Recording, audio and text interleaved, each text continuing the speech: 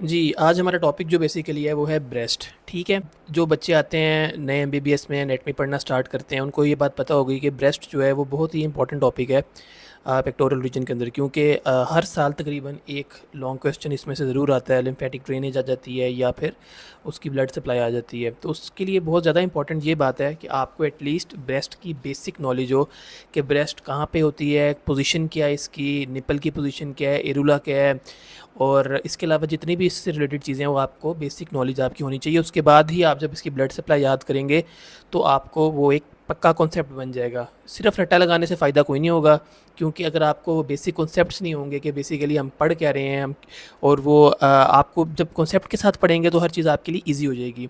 अब देखिएगा इसकी डेफिनेशन क्या है। ये मॉडिफाइड स्वेट ग्लैंड है जो कि सुपरफिशियल फेशिया के अंदर प्रेजेंट होता है। अब ये कोई क्वेश्चन आ जाता है आपको कि डीप फेशिया में है या सुपरफिशियल फेशिया में, आपको पता होना चाहिए ब्रेस्ट जो है वो एक मॉडिफाइड स्वेट ग्लैंड है जो कि पेक्टोरल रीजन के सुपरफिशियल फेशिया में प्रेजेंट होता है। बस ये इसकी टोटल डेफिनेशन है। इससे इसकी पोजीशन भी आपको पता चल गई है कि ये पेक्टोरल रीजन में प्रेजेंट होता है, उसका सबसे इंपॉर्टेंट ऑर्गन है, और ये सुपरफिशियल फेशिया में प्रेजेंट होता है किसके, पेक्टोरल रीजन के। सो ब्रेस्ट को डिफाइन करना है, modified sweat gland present in superficial fascia of pectoral region.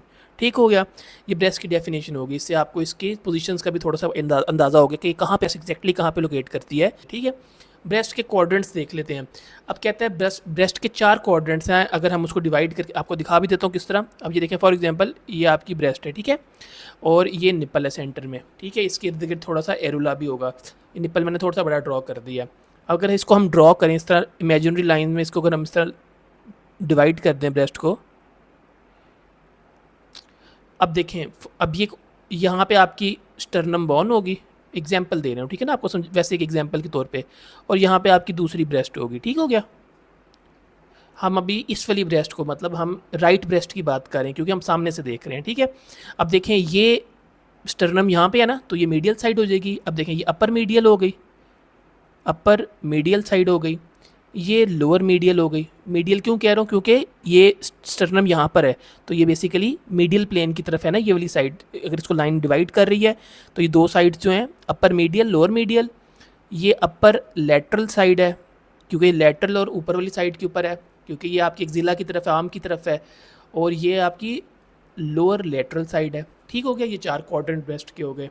इनमें से इंपॉर्टेंट क्वाड्रेंट कौन सा है, उसके लिए एक एमसीक्यू भी है कि आपका जो बेसिकली अपर लेटरल क्वाड्रेंट है, अब ब्रेस्ट के 4 क्वाड्रेंट है, upper medial, lower medial, upper lateral, lower lateral, ठीक है। जो इसमें अपर लेटरल क्वाड्रेंट है बेसिकली, इसमें से axillary tail of Spence originate करती है। इस तरह अगर इसको भी आप डिवाइड कर लें तो ये देखिएगा, ये अपर लेटरल से, बल्कि यहाँ से कहीं से निकलेगी एक्सिलरी टेल ऑफ स्पेंस, ठीक है, और एक्सिलरी टेल ऑफ स्पेंस निकलेगी और वो जाएगी डीप फेशिया में और एक्जिला में फिर लाई करेगी, मतलब वो एक्जिला में हमें मिलेगी। तो basically axillary tail of Spence जो है वो अपर लेटरल क्वाड्रेंट की एक एक्सटेंशन है, ठीक है। अब एक्सिलरी टेल ऑफ स्पेंस है तो वो एक्जिला में मिलेगी आपको। ठीक हो गया। और अब देखें ब्रेस्ट है सुपरफिशियल फेशिया में, और एक्सिलरी टेल ऑफ स्पेंस जो है वो सुपरफिशियल फेशिया से जाती है डीप फेशिया में एक फोरामेन के थ्रू। वो फोरामेन का नाम है फोरामेन ऑफ लैंगर। अभी आपने याद इसलिए रखना है क्योंकि ये एमसीक्यू आ सकता है। फोरामेन ऑफ लैंगर के through axillary tail of Spence जो है वो डीप फेशिया में जाती है और एक्जिला में लाई करती है, कि वो एक्जिला में मिलती है आपको फाइनली। ठीक हो गया। ये एक छोटा सा एमसीक्यू का पॉइंट था कि अपर लेटरल क्वाड्रेंट की एक्सटेंशन है जो कि एक्सिलरी टेल ऑफ स्पेंस है, वो फोरामेन ऑफ लैंगर के थ्रू डीप फेशिया में जाती है और एक्जिला में लाई करती है। बस ये आपका टोटल जो इसके क्वाड्रेंट्स और पोजीशन वगैरह हो गया। एक्सटेंट देख लेते हैं कि ब्रेस्ट के एग्जैक्ट, अगर आपको लोकेशन जाननी है कि एग्जैक्टली ब्रेस्ट कहाँ से लेके उसका कितना, वो कहाँ से लेके कहाँ तक वो करती है, उसके डायमेंशंस क्या हैं, तो अब वर्टिकली देख लें, आपकी ब्रेस्ट जो है ये सेकंड से लेके 6th रिब तक, इस तरह की बात हो रही है कि अगर यहाँ पर सेकंड रिब है, उसका अपर वाला जो पार्ट है वो सेकंड रिब पे आएगा और लोअर कहाँ पे आएगा, 6th रिब पे। तो अप्रॉक्सीमेटली ब्रेस्ट जो है सेकंड टू 6th रिब तक ये इसकी एक्सटेंट होती है वर्टिकली। वर्टिकली मतलब ये सेकंड रिब से लेके 6th रिब तक जाएगी। इसका अपर पार्ट से सेकंड पे होगा, लोअर 6 पे होगा। और हॉरिजेंटली अब इस तरह देख लें, अगर इस ब्रेस्ट को इस तरह करके देख लें तो इसकी ये किस तरह है, ये अगर आपने ये वाली हॉरिजेंटल एक्सटेंट देखनी है तो देखिएगा, ये लेटरल बॉर्डर ऑफ स्टर्नम से, यहाँ पे स्टर्नम होगी बिल्कुल साथ ही आपकी ब्रेस्ट जिसको हम कहते हैं चेस्ट बोन होती है, जो ये स्टर्नम है ना आपकी। अब स्टर्नम के बिल्कुल साथ लेटरल बॉर्डर ऑफ स्टर्नम से लेकर मिड एक्सिलरी लाइन तक जाती है। ये इसकी हॉरिजेंटल एक्सटेंट है ब्रेस्ट की। अब ब्रेस्ट की हॉरिजेंटल एक्सटेंट क्या है? लेटरल बॉर्डर ऑफ स्टर्नम ये है, मतलब मैंने स्टर्नम दूर ड्रॉ की थी समझाने के लिए। बेसिकली स्टर्नम बिल्कुल यहाँ पे होगी, ठीक है ना। अब देखिएगा, दोबारा एक दफ़ा बता देता हूँ, यहाँ पे बना देता हूँ। ये ब्रेस्ट है फॉर एग्जांपल, ये आपकी स्टर्नम है, स्टर्नम बोन है। अब लेटरल बॉर्डर स्टर्नम का ये है, ये वाला भी लेटरल है, ये राइट लेटरल है, लेफ्ट लेटरल है, ठीक है ना, क्योंकि हम सामने से देख रहे हैं। अब देखिएगा, लेटरल बॉर्डर ऑफ स्टर्नम से ये जाएगी और कहाँ तक जाएगी? Mid axillary line. Mid axillary line एक इमेजिनरी लाइन है जो आपके एक्सिला से अगर आप डाउनवर्ड उसको करें तो एक लाइन बनती है, ड्रॉ होती है, तो वो मिड एक्सिलरी लाइन है। अब एक्सिला के सेंटर से बिल्कुल नीचे एक लाइन, इमेजिनरी लाइन ड्रॉ करें वर्टिकली, तो वो आपकी मिड एक्सिलरी लाइन होगी। सो ये मिड एक्सिलरी, अब मिड क्लेविकुलर लाइन नहीं बोलना आपने बोलना है कि ब्रेस्ट जो बेसिकली है वो लेटरल बॉर्डर ऑफ स्टर्नम से लेके ओरिजिनेट करती है और mid clavicular line, mid axillary line तक जाती है हॉरिजॉन्टल प्लेन के अंदर, ठीक है ना, और वर्टिकली सेकंड से सिक्स्थ रिब तक है। ब्रेस्ट के रिलेशनशिप्स देख लें कि इसके डीप रिलेशंस क्या हैं। बेसिकली ब्रेस्ट सुपरफिशियल फेशिया के अंदर प्रेजेंट होती है, मतलब ब्रेस्ट जो है वो सुपरफिशियल फेशिया पे के अंदर होती है, ठीक है ना। अब ब्रेस्ट के नीचे क्या क्या है? डीप रिलेशंस का मतलब है कि ब्रेस्ट के नीचे क्या क्या स्ट्रक्चर्स आपको मिलेंगे। अब देखिएगा, सुपरफिशियल फेशिया के अंदर तो लाई करती है, ब्रेस्ट के नीचे क्या होगा? डीप फेशिया होगा। सुपरफिशियल फेशिया के बाद पेक्टोरलिस मेजर मसल होगा, सेरेटस इंटीरियर मसल होगा, एक्सटर्नल ओब्लीक मसल होगा। ये 3 मसल आपने याद रखने, और लास्ट में क्या है? रेट्रो मेमोरी स्पेस, ठीक है, हो गया। अगर आपने याद रखने के ब्रेस्ट के जो डीप रिलेशंस हैं उसमें आपको 5 स्ट्रक्चर्स मिलेंगे। डीप फेशिया होगा, पेक्ट मेजर, 3 मसल्स आ जाएंगे, पेक्ट major, serratus interior, external oblique, और लास्ट में retro memory space. Retro memory space जो है, इसके नाम से आपको पता चल रहा है, रेट्रो कहते हैं बैक और मेमोरी जो है चेस्ट का नाम है। तो बैक ऑफ द ब्रेस्ट, जो बिल्कुल ब्रेस्ट के पीछे एक स्पेस होगी, उसको आप कहते हैं रेट्रो मेमोरी स्पेस। अब ये देखिएगा, फॉर एग्जांपल ये पेक्ट मेजर है, पेक्ट मेजर उसके ऊपर क्या आ रहा है? पेक्टोरल फेशिया आ रहा है, ठीक हो गया। पेक्टोरल फेशिया और ब्रेस्ट को जो स्पेस अलहदा कर रही है, ये स्पेस जो है, ये वाली जो स्पेस है, इसका नाम है रेट्रो मेमोरी स्पेस, और ये एक लूज एरुलर टिश्यू है, ठीक हो गया ना। रेट्रो मेमोरी स्पेस जो है ये लूज एरुलर टिश्यू है, जिसकी वजह से ब्रेस्ट जो है वो पेक्ट मेजर की सरफेस के ऊपर फ्रीली मूव करती है, मोबाइल होती है। ब्रेस्ट जो होती है मूव करती है, ठीक है। अगर आप ब्रेस्ट को ऊपर नीचे करना चाहें तो आप कर सकते हैं हाथ से। वो क्यों करती है? क्योंकि ये पेक्टोरलिस मेजर मसल से अटैच नहीं होती। किसकी मदद से? रेट्रो मेमोरी स्पेस की मदद से, जो कि प्रेजेंट है पेक्टोरल फेशिया और ब्रेस्ट के दरमियान। इसकी वजह से ब्रेस्ट जो है पेक्टोरलिस मेजर मसल के ऊपर फ्रीली मोबाइल मूव करती है। जिस तरह आपको पता है कि ब्रेस्ट को आप हाथ से ऊपर नीचे थोड़ा कर सकते हैं, वो क्यों है? वो loose areolar tissue retromammary space की वजह से है। और रेट्रो मेमोरी स्पेस जो है प्रेजेंट है पेक्टोरल फेशिया और ब्रेस्ट के दरमियान में, ठीक है। ये आपको याद हो गया, ये आपके डीप रिलेशंस ब्रेस्ट के हो गए। अब ये देखिएगा कि अगर हम स्ट्रक्चर देखें ब्रेस्ट का स्ट्रक्चर देखना चाह रहे हैं कि ब्रेस्ट किन चीज़ों से बनती है, उसके कंपोनेंट्स क्या हैं। एक ब्रेस्ट में हमारे पास स्किन है जो नज़र आ रही होती है। पेरेन्काइमा जो है बेसिकली ये ग्लैंडुलर स्ट्रक्चर है, ये इसका काम है secrete milk to secrete milk. और स्ट्रोमा जो है बेसिकली ये सपोर्टिंग टिश्यू है ब्रेस्ट का।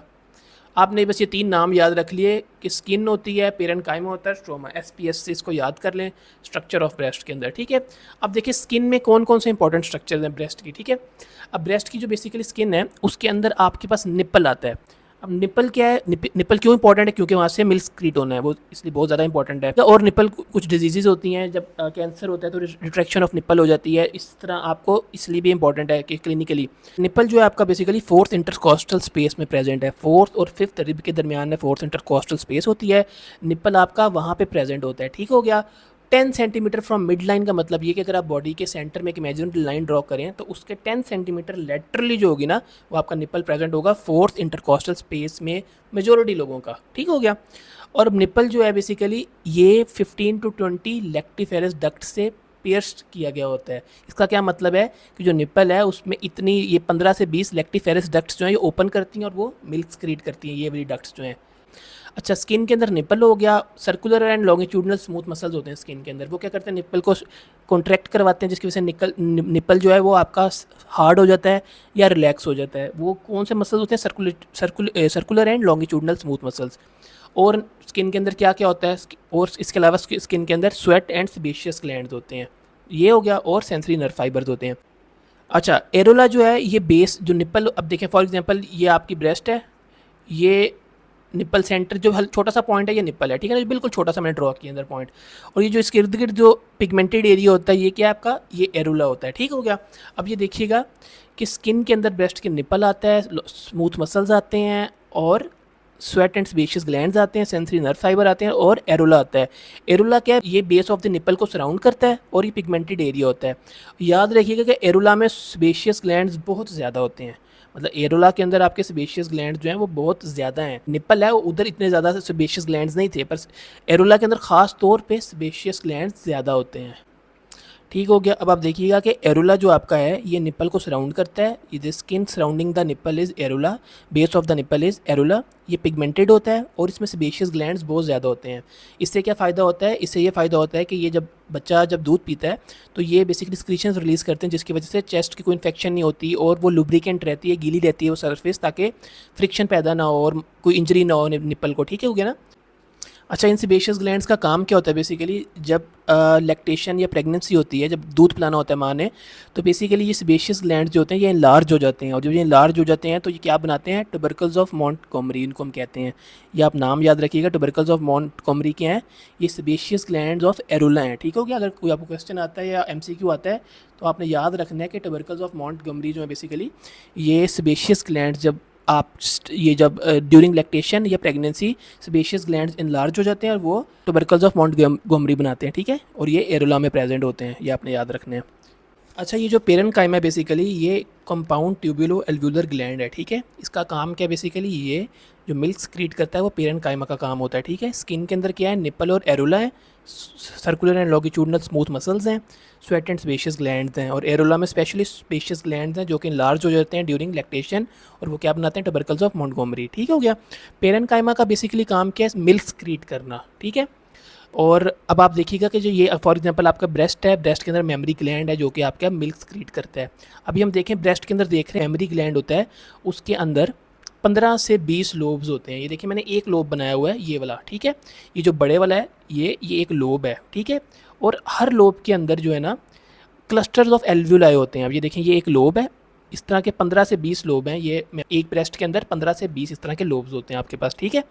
अब ये देखिएगा ये 15 से 20 लोब, ये एक लोब हमने भी बनाया हुआ है, ठीक है, ये हम यहाँ पे ये एक लोब आपको नज़र आ रहा है। अब देखिएगा हर लोब के अंदर जो है ना क्लस्टर्स ऑफ एल्व्यूलाई हैं। ये देखें ये जो छोटे छोटे नज़र आ रहे हैं ना आपको, ये एल्व्यूलाई हैं, जैसे लंग्स में भी हम देखते हैं पर वो डिफरेंट होते हैं। अब ये देखें हर लोब के अंदर ब्रेस्ट के ये एक लोब है, इस तरह का 15 लोब होंगे, 15 से 20, और हर लोब के अंदर एल्व्यूलाई होंगे, ठीक हो गया। अब ये देखिएगा कि ये जो लोब है बड़ा, ये इसके एंड पे क्या आ रहा है, लेक्टिफेरस डक्ट आ रही है जो छोटी सी है, और ये लेक्टिफेरस डक्ट जो है बेसिकली निप्पल में ओपन करती है और यहाँ से आपका मिल्क सक्रीट होता है। और ये जो आपको हल्की सी ओपनिंग नज़र आ रही है छोटी सी, ये जो बिल्कुल इसकी डक्ट के साथ जो एक ओपनिंग नज़र आ रही है, ये ओपनिंग का नाम क्या है, लेक्टिफेरस साइनस। यहाँ पे आपको जो स्टोर्ड मिल्क होता है वो नज़र भी आता है। अब पेरेन्काइमा बेसिकली मेमरी ग्लैंड है, हम मेमरी ग्लैंड की बात करें, उसमें 15 से 20 लोब्स होते हैं। लोब क्या होता है, ये जो आपको एक नज़र आ रहा है पूरा, ये एक लोब है, ठीक है। हर लोब के अंदर क्लस्टर्स ऑफ एल्व्यूलाई होते हैं, ये देखिए आपको एल्व्यूलाई नज़र आ रहे हैं छोटे छोटे।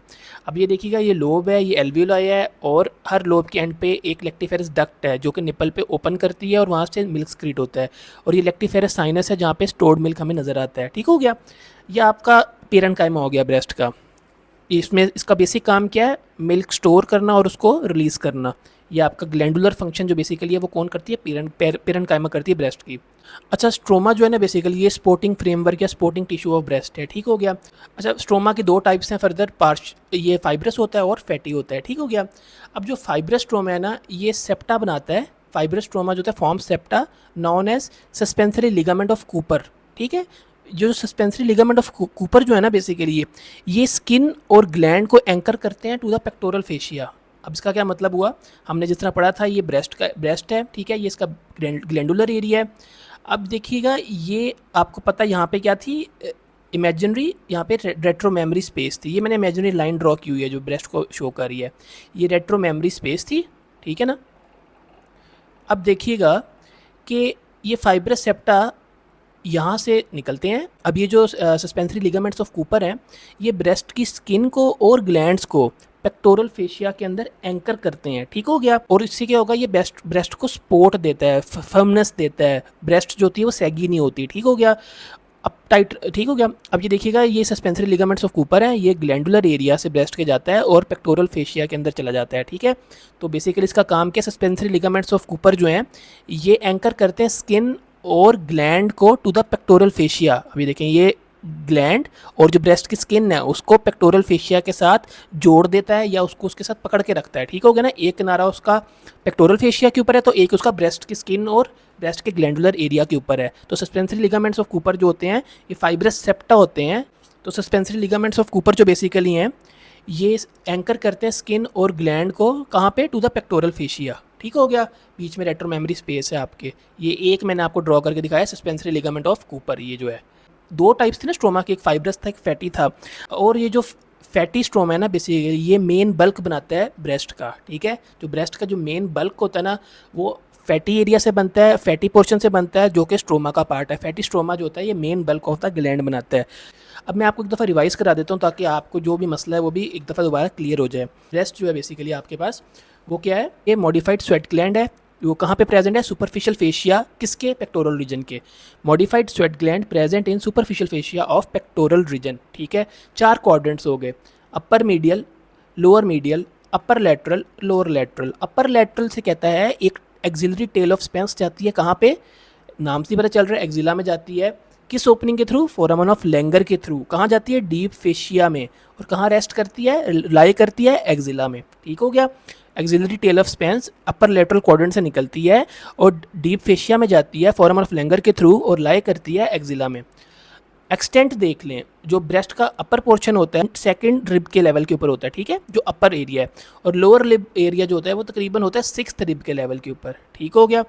ये होगी ब्रेस्ट की वर्टिकल एक्सटेंट होगी। अब हॉरिजेंटल देख लें, ये lateral border of sternum, lateral border of sternum से लेके मिड एक्सिलरी लाइन। बस ये आपने 2 लफ्ज़ याद रखने, आपको मार्क्स मिल जाएंगे अगर कोई भी आपसे एक्सटेंट पूछता है। 2nd to 6th रिब आपका हो गया वर्टिकल और हॉरिजेंटल हो गया लेटरल बॉर्डर ऑफ स्टर्नम से लेके मिड एक्सिलरी लाइन, जो कि इमेजिनरी लाइन हमने एक्सिला से वर्टिकली डाउनवर्ड ड्रॉ की है। अब देखिएगा डीप रिलेशंस ब्रेस्ट के नीचे क्या क्या स्ट्रक्चर्स हमें मिलते हैं। अब देखें, ब्रेस्ट सुपरफिशियल फेशिया में प्रेजेंट है और इसके नीचे क्या है, डीप फेशिया। जो रेट्रो मेमोरी स्पेस है उसके बारे में मैंने आपको बता दिया था कि रेट्रो मेमोरी स्पेस जो है बेसिकली वो पेक्टोरल फेशिया को ब्रेस्ट से सेपरेट करती है। एक लूज एरुलर टिश्यू है जो कि सेपरेट करता है पेक्टोरल फेशिया को किससे, ब्रेस्ट से। और इसकी मदद से जो ब्रेस्ट होती है वो फ्रीली मोबाइल रहती है किसके ऊपर, आपके पेक्टोरलिस मेजर मसल के ऊपर, ठीक है। और ब्रेस्ट मूव कर सकती है पेक्टोरलिस मेजर मसल के ऊपर। और अगर कोई पूछता है कि अगर ब्रेस्ट की मोबिलिटी किसकी वजह से होती है तो वो रेट्रो मेमोरी स्पेस की वजह से होती है जो कि पेक्टोरल फेशिया और ब्रेस्ट के दरमियान में होती है। ब्रेस्ट का स्ट्रक्चर देख लीजिएगा, एसपीएस हमने बताया था, स्किन, पेरेन्काइमा और स्ट्रोमा।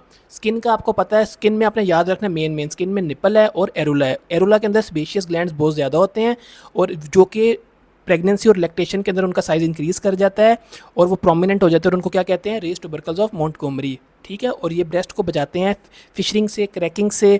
जब बच्चा सक करता है मदर की निप्पल ड्यूरिंग ब्रेस्ट फीडिंग तो बेसिकली ये लुब्रिकेट करते हैं एरुला के स्पेशियस ग्लैंड और जो निप्पल होता है उसको इंजरी से या डैमेज से बचाते हैं, किसी भी किस्म की फ्रिक्शन नहीं क्रिएट होने देते हैं।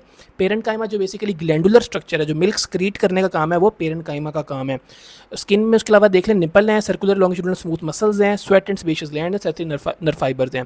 एरुला की डेफिनेशन क्या है, it is the pigmented area which surrounds the base of the nipple, बस, ठीक हो। इसमें स्पेशियस ग्लैंड्स बहुत ज़्यादा होते हैं, ट्यूबरकल्स ऑफ मोंटगोमरी का बता दिया। पेरेन्काइमा जो बेसिकली है ये ट्यूब्यूलो एल्व्यूलर ग्लैंड है, इसका क्या काम है, इसका मेन फंक्शन है मिल्क स्क्रीट करना, ये स्क्रीट करता है मिल्क।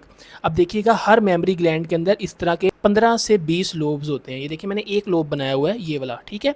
ये जो बड़े वाला है ये एक लोब है, ठीक है।